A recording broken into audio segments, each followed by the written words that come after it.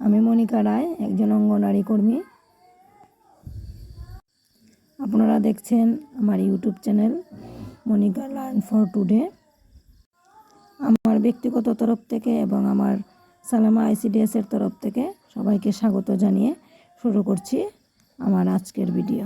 আজকের ভিডিওতে আমরা দেখব যে যদি আপনি আপনার পোষণ ট্র্যাকারের এমপিন নাম্বার ভুলে যান তাহলে কি করবেন। আমি এমপিন নাম্বার ভুলে গেছি, হয়তোবা আমার পোষণ ট্র্যাকারের এমপিন নাম্বারটা আমি চেঞ্জ করব, তাহলে আমরা কিভাবে সেটা করব সেটাই আজকে আমরা দেখতে যাচ্ছি।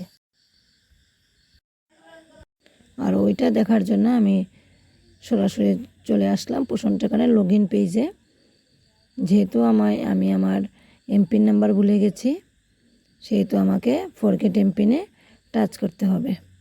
এই হলো ফরগেট এমপিন, আমাকে সেই এমপিনে টাচ করতে হবে। দেখুন এখানে দেওয়া আছে এন্টার মোবাইল নাম্বার, অর্থাৎ আমার পোষণ ট্র্যাকারের যে মোবাইল নাম্বারটা রেজিস্ট্রেশন করা আছে সেই মোবাইল নাম্বারটাকে এখানে টাইপ করতে হবে। মোবাইল নাম্বার টাইপ করে নিলাম। এখন এখানে যে গেট ওটিপি দেওয়া আছে সেই ওটিপি দিয়ে টাচ করব।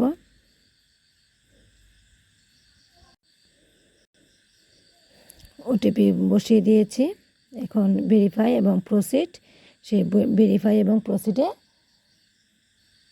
টাচ করব।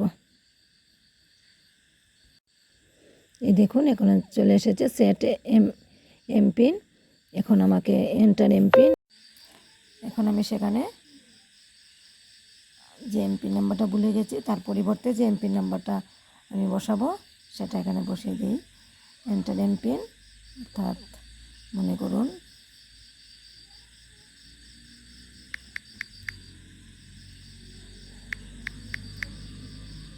দেখুন এখন সাবমিট।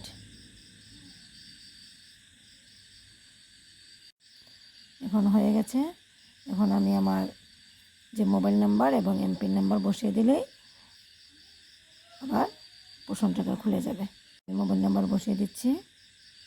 এখন নতুন এমপিন দিয়ে আমি লগইন দিচ্ছি।